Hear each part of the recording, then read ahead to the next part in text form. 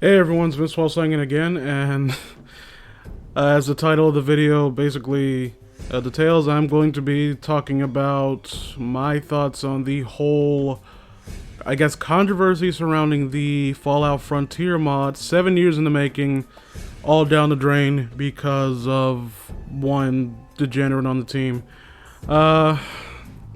That's really the narrative, isn't it? Like, people seem to be under the impression that this is the one thing that essentially flushed everything down the toilet.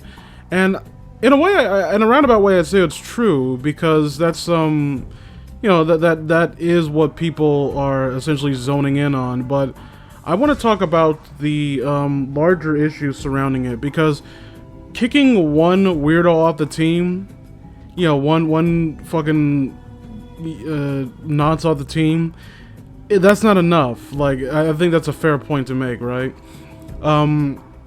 Because there are certain aspects of the story that were considered problematic that he had nothing to do with.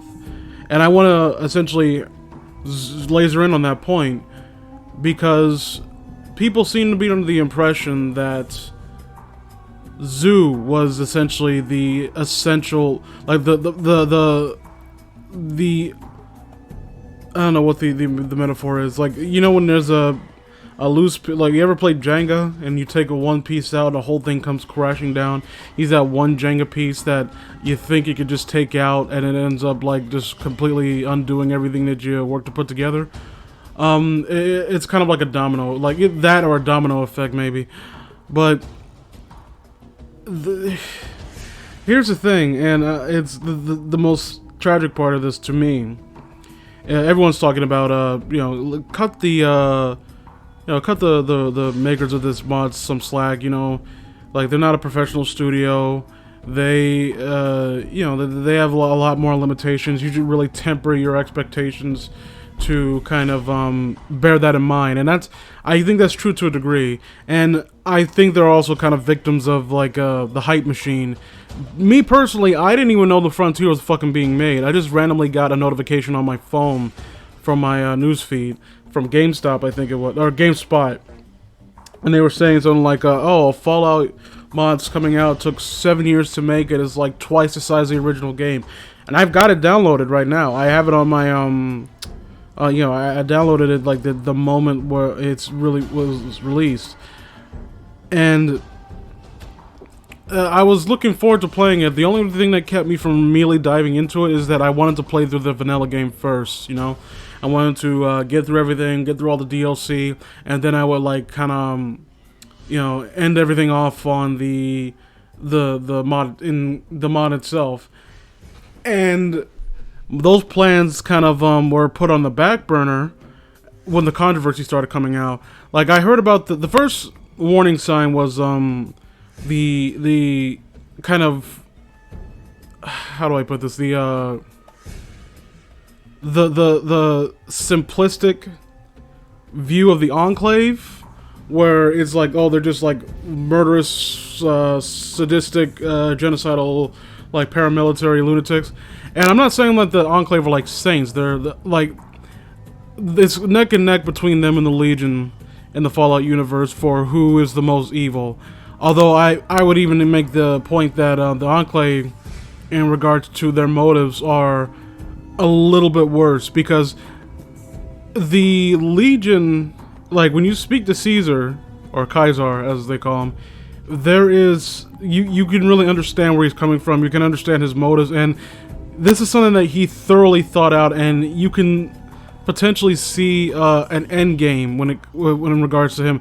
And seeing it in practice is like horrific, but it's one of those things where you have to also kind of keep in mind that this is a post-apocalyptic world where the moral structure is going to be warped, is going to be slightly twisted, because it's just a different environment. It's almost alien to us in regards to how far people are willing to go to reestablish order, because you got to do what you got to do. And how much of that I really buy into, how much of Caesar's beliefs I really buy into, it's negligible. But at the end of the day, it's up to you. So, but the Enclave, like, they have a similar kind of, or at least the president, what was it, I can't remember the villain's name. It's been a long time since I played Fallout 2. Basically, I do remember to some degree his motives, though. And he did not, he wanted to purge the Earth of any potential mutations or mutants. And that was something that he felt was best for humanity. It wasn't like something, he wasn't like rubbing his hands together, like, you know, cackling evilly. Like, and it was something that he felt needed to be done, but really didn't want to resort to. And that adds, again, a little bit of nuance into a what seems like a transparently evil faction. And then you have it kind of went out the window when it came to Fallout 3. You know, President Eden's basically like a less detailed, a less elaborate version of the antagonist from the last game. And Colonel Autumn was like the worst protagonist of all time. And when it comes to the Fallout universe, kind of shows up out of nowhere, no hype. Didn't have any presence in the story. And our dad is an idiot and killed himself for senselessly, essentially. Even though he didn't know anything about what the Enclave were intending to do with the water purifier. But I'm kind of going on a tangent here. The point is that I understood that there was some controversy surrounding the depiction of the Enclave. And my issue with it came less from the fact that, oh, you can't play as Enclave. Although, to be fair, I think that's a legitimate gripe.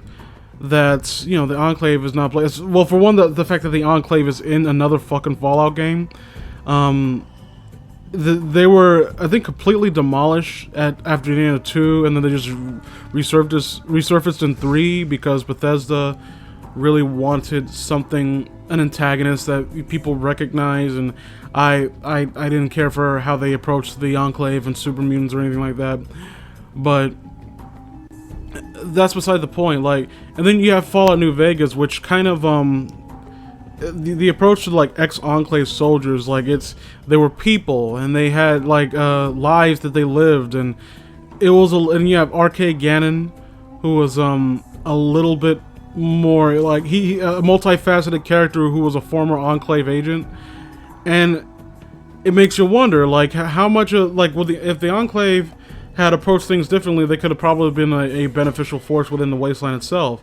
And like it felt like Obsidian gradually trying to re-inject a little bit of nuance into what was essentially painted as a just transparently evil, over-the-top faction. And then we get to Frontier, where we've regressed so far, and they're literal like fascist, violent, like Nazis in space and shit like that, and it's ridiculous. And I was hoping that we would move forward and like inject a little bit more in the way of like something that feels real, something that feels like gripping and interesting. But no, we don't have that. We have people who essentially go back to the Bethesda school of writing, like transparently evil, just like openly antagonistic forces that you just supposed to feel good shooting. And you can have a faction that's nuanced and still make it so that it feels gratifying to kill them.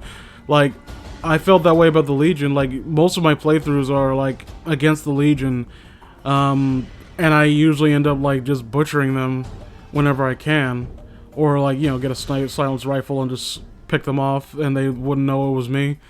Like, my latest playthrough, I killed Vulpus, and I don't have any like negative like interaction with the Legion because they didn't know.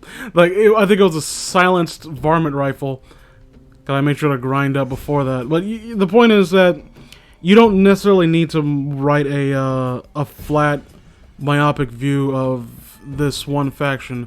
And that was the first real warning sign where the sort of writing. But I was thinking, like, you know what? Look, this might be a kind of flat interpretation of this one particular faction, and it kind of does stink that I can't essentially join up with them. And it's kind of weird because they the defense that I hear in regards to not being able to join the Enclave is that you're just transparently evil, and why would you want to join them, and you're a bad person for joining them. But they realize that this is Fallout New Vegas, where in one of the DLCs, Dead Money, you can side with Father Elijah, who is unquestionably worse than the Legion or the Enclave, because his motives essentially are to kill and enslave everyone like around him, well, no question. And his views on humanity and people in general is that they are tools to be used and to essentially obey. So you can do that in that particular game, but you can't join the Enclave, who, like, again, like, have a very warped view of the world. They are fascistic. They're fascists. They are power hungry, and they're constantly like trying to gain more power, and they are very ruthless in how they eliminate their enemies. But there is still something resembling a higher thought process beyond something like it's not specifically self-serving, is the point I'm trying to make. So, but I ignored that. I didn't think too much into it. I thought, like, okay, well, that's just one person's or one writer's interpretation of the Enclave. It's not that big a deal. Like, I can probably skirt around that if the rest of the game is decent or well written. And I want to make one point right now, because I know that people are gonna kind of hold this against me, and understandably so. But I want to make this point to kind of counterbalance that, whatever, you know, what they're gonna say. I have yet to play the mod myself. What I've been seeing has been in regards to, what I've been seeing is playthroughs from YouTubers I enjoy, and aside from that, I've been following the controversy on the side. The controversy has almost made all of it worth it to me, to be honest with you. But the thing is, like, one of the things I hear constantly in the game's favor is that they did remarkable things with the engine that they had to work with. Essentially, like, I remember people saying this about the composer for the Final Fantasy series in the Super Famicom and Super Nintendo, that this is a person who, like, drew the Sistine Chapel with crayons, basically. You know, being able to make, like, functioning vehicles and an engine that's janky as all hell is thoroughly impressive. They try to, like, have more cinematic cutscenes and whatnot, and I give them kudos. Although, when it comes to cinematic cutscenes, it's kind of curious, because it's not like the engine was incapable of it. We've seen it with, like, in even Fallout 3, where there were certain scenes where, like, you know, there were cutscenes, that's what I'm saying. Although maybe I think the idea is that they're not from the perspective of the player. I think that's the impressive part. But so there are impressive things that are done with this mod that, like, are unquestionably breakthroughs. They're breakthroughs within the engine itself. They're breakthroughs when it comes to Fallout mod, like New Vegas mods. And the people behind that should hold their heads proud and not really feel ashamed to be associated with this project. I feel sorry for them because their names are lumped in with it now and all the controversy that's surrounding them. But the thing with me is that, like, oh, the gameplay is sound, and the gunplay is, like, a little bit better, and, like, that's all well and good, and I'm glad for that. But there's a reason why Fallout 4 is so maligned when it comes to a fair amount of Fallout fans. It is because you look past the significantly improved gameplay. Like, the gunplay is much better than the previous entries, right? Or the previous, at least 3D entries, you know what I mean. But most people don't play Fallout for just the gameplay. I remember I remember listening to people tell before, like, the gameplay is typically the on the weaker aspects. I'm talking about, like, engaging with the game, not the amount of options that you're given. The amount of options that you're given to approach a situation is what people like about it, and that still flows into the concept of good storytelling. People like Fallout because of things like storytelling, of things like choice, and you know, people. That's what people really get into. That's what Fallout fans really dig. don't like the Frontier, and I'm going mainly based on the main story, because honestly, when it comes to the main story, for me, I think that's what the writer's supposed to put your best foot forward. You have side content that outshines the main story. I think that's like, it's not like a written in law where the main story has to be the absolute best story in the game, but typically speaking, you want the player to be engaged in what's happening within the central plot of the story. And from what I've been witnessing as I like watch playthroughs, again, like it might not help that a lot of the people who are excuse me. It doesn't help that a lot of people who are playing through the game have a little bit more of a cynical approach than I think that the mod or the writers would hope a Let's Player to have. But it doesn't change the fact that there are inconsistencies within the lore, and there's like just in general terrible writing. Like, this is one of the reasons why I'm making this video. If you get past all of the fucking weird, like, you know, hashtag problematic content of the game, like the fucking scalies and the fucking young 18-year-old, yeah, you had to add the fact that they were 18, the sex slave or whatever, and the foot comment, the death claw that you can fuck, yeah, if you can get past that, you have to always bear in mind, this is a game that maybe in total will probably be like 75 hours worth of content, maybe even more.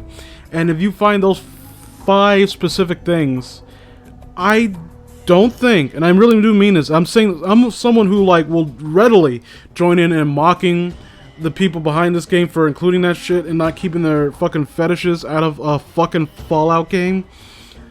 I will readily, you know, I'll join in on mocking them, but I'm gonna take a stand in this one area. Those specific things within this ocean, it's like finding like 5 fat giant turds in an ocean. There's like, is it really gonna ruin all the drinking water? Like, well, you wouldn't drink. Who would drink water from an? You get the point, though, right? Like, those are problems that can essentially be patched out or worked around, and the major problem with me is the fact that as a game, the story still can't stand on its own. The story is laughably bad, and that's the sad part. That's the tragic part to me. You can't work around that. You can't rewrite the entire fucking game. Like, I've heard that the Fallout Frontier team are essentially like going back to the drawing board and trying to like work out the bugs and whatnot, and they really should. Keep your head down, keep your fucking mouth shut, don't lash out like that one dipshit, I think it's Phoebus or whatever the fuck their name is, has been doing, and just get back to work. And that's a good mentality to have, but at the same time, there's still, you can't work around the horrible writing. You can't work around the shoddy and like cringeworthy dialogue that you gave the characters to say. You can't get around the voice acting performances, which range from like solid to atrociously bad. And I don't even know if I could say that the performances themselves are like the voice actors. I think the voice actors, like hearing their voices, I think that they sound decent enough. I can imagine that they are indeed like professional quality voice actors. The problem is, and it all comes down to really, is that it doesn't feel like they were given any real direction. And it's one of those things where we shit on Bethesda a lot, rightfully so. Bethesda have made a number of boneheaded moves. They've essentially turned the franchise into a kind of a laughingstock, and we should like constantly hold them to that. And we should hold them to a high standard because of the past entries that essentially excelled at storytelling, and they basically set the bar for the gaming industry. And you know, I've been seeing a lot of people who are saying like, Bethesda, maybe we were judging them a little too harshly, and I wouldn't agree with that. Like, I think we've been fair in a lot of the shit we lob at Bethesda, but you know what? At least they have an understanding of synergy, of group synergy. Like, when you play Fallout 4, you're gonna see inconsistencies with the within the story itself, but or against past entries, but overall you're going to see everything kind of meshed together. It makes for a bland product because the story's so haphazard and garbage. But at the very least, it all kind of comes together and it all melts together. There's not one thing that juts out as a tumor. You know what I mean? You can pick it something that from Fallout 4 to hate in terms of the storytelling, but the point I'm trying to make is that Fallout: The Frontier, it feels like, the term "too many chefs" or "too many cooks spoil the broth." Essentially that, there was no direction. Everyone okay, well, do your thing. And I think allegedly, the person who wrote the Enclave story, I think involving the fucking space station, they're okay, well, this is my story. No one touch my story. And it's does this mesh well with the rest of the story? You need someone who can establish some direction. Okay, this is the central theme of the story. This is where we're going. Everyone come together. We need to brainstorm. What ideas do you have? Let's kind of see how this can work. And from what I understand, I think the YouTuber's name is Mantis something. I'm gonna put his video. I'm gonna put any relevant videos in the link in the description because I feel that it's necessary for people to get a broad perspective on this and really understand where a lot of the controversy is rooted in. He did the most detailed breakdown from the perspective of someone who was on it to some degree. He was just a voice actor, and a lot of the blame from the pushback that they've been getting, they've been essentially piling onto this one YouTuber. Although from what I understand, he had no big role. He was just someone who's supposed to cast his lines, and they still essentially use him as a kind of a punching bag, so to speak. And it's one of those things where he tried to lob some criticism towards some of the ideas, and he was immediately shut down. And they tried to push him out of the project because he felt hey guys, this and this aren't lore friendly. It doesn't really make sense. The snake people aren't lore friendly, and they're oh well, what about blah blah blah blah blah.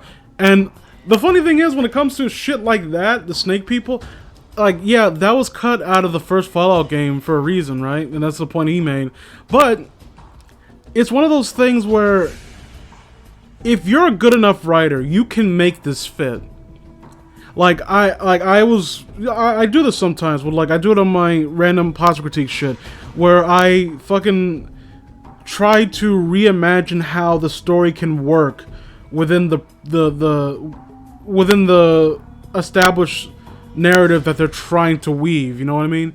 I think that the snake people could work as if they're animalistic abominations that you regularly see attacking people, and maybe they wherever they come up in a village, people go missing, and it's some weird kind of alien type thing where, I mean, Alien as in the movie, the franchise, where it's laying eggs in people's stomachs or some shit, and you go down to this place to exterminate them. You start killing them left and right, and they can use psionic energy or something like that. They can use mental whatever, and then you get to the last one, and it speaks to you, but not with its mouth. It speaks with telepathy, and it's some kind of animalistic abomination that was created kind of I think Deathclaws were an experiment, weren't they? Where it was a creature that was created to essentially cause havoc within the within other countries, created by the United States government, and it essentially is saying that, look, we just do what we have to do to keep our species alive. Yes, we kidnap people, but we need a host to bear our children so that we can keep going. And it's some weird and then you can have a moral quandary where, are these things like really this one like knew to stop and like let's stop attacking the human, let's try to talk to him. Like, I read your mind, I can speak your language. Like, look, can you just we'll leave and we'll never come back, but we can't stop doing what we're doing. We're trying to like keep our species alive. Something to inject a little bit more nuance. Something like you wanted to have like a sort of weird science fiction type like story, you know what I mean? Instead, it's blatant, like, disgusting fan service. Fan service, like, only a certain demographic will like it, you know, scalies. But that's all it is. It's someone who essentially thought it would be hot to have snake people who all they do all day is fuck and take drugs, and you can't even dance around it. You can't say, oh, it was just a funny joke, but then you have one of them that say like, oh, humans really like to have sex with us. I don't know how to feel about that. Like, are you fucking kidding me with this shit? And I want to make it clear, because this was another thing that I think was thrown at the feet of that Zoo dude. Again, Zoo's not a fucking saint. Fuck him. And fuck his weird fucking bizarre like kinks, right? But the fucking snake people had nothing to do with him. He was just working on the icons. Weirdly, there's the weirdest thing right now where I don't like him. I don't like his like whatever weird kinks he's into. I don't like the fact that he's a nonce. But I almost want justice for this dude because of all people, he was the one that was like essentially. He was singled out by the team to fucking take the blow for it. Like, oh, we got rid of the one guy that did all the things you don't like.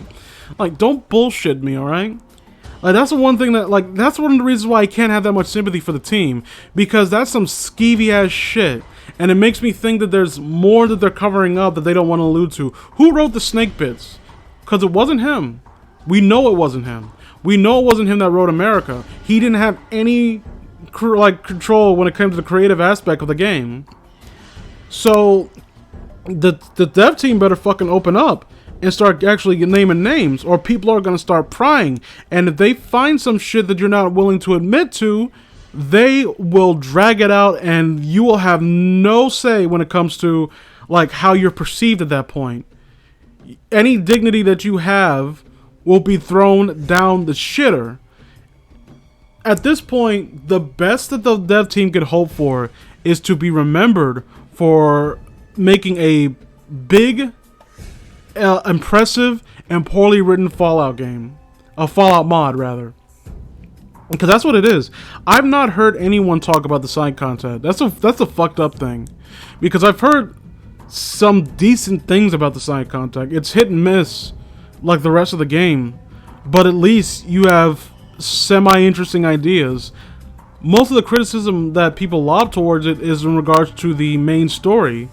And again, I'm trying to jumping around right now, but like this is a kind of a mess of a topic to talk about to begin with.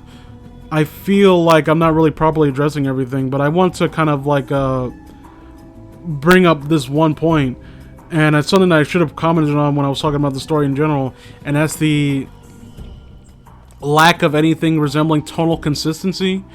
It doesn't feel like because this is one of those things, again, too many cooks spoil the broth. So many people had ideas for what they wanted to do with the mod, and not once did they question whether or not it would kind of meld together. Like, one thing is fucking Facebook. One thing that's very exceptional when it comes to Fallout New Vegas DLC is praised for a good reason. Like, all of them, for the most part, are exceptionally well written. Like, there are some that have weaker moments than others, but for the most part, they are solid, like, approaches at DLC. And what makes those games unique or the DLC unique, is that they all mesh together well. They all kind of weave a narrative. Like, there's a reason why you play them in certain order, and they all have, like, exist within the same world. It feels like they exist within the same world. Even a story like Old World Blues, where it's so over the top and wacky, it still serves a purpose, and it still serves a storytelling purpose within the main story. Like certain, like the big MT, and then you find out what roles that the computer brains essentially have within the story, and how much of a presence that they really do have in the grand scheme of things, and nothing feels superfluous. And then you have the Fallout Frontier DLC, where everything feels like it's not really quite connecting with the main story. You can't do that. You have to have like bigger segment, like the fucking horror sequence where you're walking through the maze, like, and it really raises the question to me, like, okay, well, how does this jive with everything else you set up? Excuse me. I'm sorry, I'm kind of, I don't know what, I came down with something. It's hopefully it's not the coof, but I like my sinus has been fucked up, and I've been waking up with a sore throat. I do apologize for that. So, 1 second. Yeah. Sexy nose bleeding. Not nose blowing. Yeah, so again, like, I kind of lost my train of thought. The major point that I'm trying to make is like the space station fucking thing, where it doesn't feel like who. I'm so flustered because some of the ideas, like, on the face of them are just so terrible. Like the fucking spaceship, the fucking Archimedes 2. Like, did you really think that people, like Fallout fans, were saying, like, you know what my favorite moment, my favorite DLC was in Fallout? Mothership Zeta. Like, yeah, but remember when we went to space? That jived with Fallout. And like, well, there's a precedent for that, it's Fallout 2. It's, yeah, Wild Wasteland perk. Wild Wasteland perk, generally speaking, is not canon.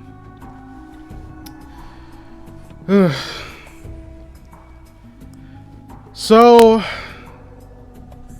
don't know what else I can really talk about, honestly. At the end of the day, I just want I want them. I want the makers of this game to, like, calm the fuck down for one thing.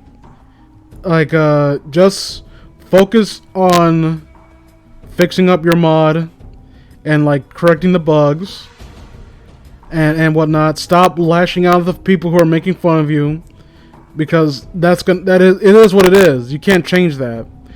Like, this is the hand you played with, and now you're dead. Open up to whatever bullshit that is going on behind the scenes. You can't be candid about it right now, because we know for a fucking fact that Zoo was not responsible for everything that people were complaining about, and you need to stop acting like he was, because it's fucking foolish. And it makes you look even skeezier. If there's anything that's going on behind the scenes, open up to it. Because it's better to be honest and get it out of the way. Get this shit out of the way right now. Or essentially someone who has more of an agenda is going to dig up shit on you and essentially use it against you. That's the reality you're facing down the road. So you can do that. And also, and this is the hardest thing for me to say, and I really do mean this. I don't like having to say this. Accept the fact that your mod is, well, let's be honest, terrible. It sucks saying that, because, again, 7 years of work, like, down the shitter, just to put out something that people are going to make fun of. But that's the reality of it. Even if you can get past the shit that people are complaining about in regards to the lore breaking shit, and like, oh well, the fetishistic, the foot thing, and America being underage, and oh wait, she's not really underage, we patched that out, and we're gonna act like we didn't do that. And fucking May or whatever it is, your story is horribly written. That's just the unabashed truth. Your horrible writing would have done you in. Like if you had none of the things that people like zoned in on, you still would have been getting shit. It would have been nearly as bad, but you know, I'm just saying. So just work to make the best playing mod that you can. And it sounds like disingenuous, and I understand that, but I really do mean this. I don't want these people to have to like essentially throw out everything they work to make. Even if I don't like them, I don't like how they're approaching like taking criticism. I don't like the attitude that a fair amount of them have. I don't like the main, what was it, TG Sky? I don't fucking like him because I think he's a fucking liar. Because like, again, like a fair amount of what he said is like easily disproven, and I think that he's not being entirely honest with people, and that's a very, very like a harsh like a criticism to lob out or accusation to make. Like if you would have said that, oh, he's kind of like he doesn't know what he's doing. Like me personally, I would rather be called stupid than a liar, and it stinks having to say that, but I genuinely mean it. I don't think he's being entirely honest. If only because you've had, because they bring this up point up a lot, like, oh well, it's 7 years, like we worked hard for 7 years and I'm all undone. Don't bring that point up if you don't want it to be counteracted. So you had 7 years to check in on the people working on your project, and you didn't think to do that once, apparently? What, did you just, like, knock on the door one time, like, hey, how's it coming? Like, oh, it's coming along fine. And, like, oh, okay, whatever. Like, and it just reminded me of the fucking CM Punk line in regards to Ryback. Like, you're either doing this shit on purpose, or you're dumb as fuck and you suck. So what is it? Like, what is it, GG Sky? Are you a fucking idiot, or are you a fucking liar? What would you prefer to be seen as from this point on? Oof. So, yeah, that's my thoughts on the Fallout Frontier controversy. Feel free to tell me what you think in the comments below. If you think I'm going too hard on them, or if you think I'm a little bit, or maybe I'm going too soft on them. Because again, I really do want them to fix their bugs and put the mod back out. And I think the fairest thing you can say, I think the most charitable thing you can say, let me get the fucking microphone a little bit further away from me. The most charitable thing I think that can be said is that there are people who worked hard on a poorly written mod. If in a good world, that is what they'll be remembered for. Like, if they had never put any of that stupid shit in there that people are like complaining about, if the shit about Zoo never came out, they will be remembered as someone like people who worked hard to put out a substandard mod that, again, broke new grounds. Is very impressive on the technical aspects, but it doesn't matter. The writing's terrible. Like, again, essentially they've basically been known for making a worse Fallout 4, and that sucks. Like, well, what do you mean by worse Fallout 4? Like, yeah, a game that plays well that fucking sucks in regards to storytelling. So you made Fallout 4, you know? But yeah. So we'll call it quits for now. I do apologize for getting so like animated. My mind's kind of like in a dozen places at once, and I'm just gonna cut it off right here. Y'all have a good one. I don't know.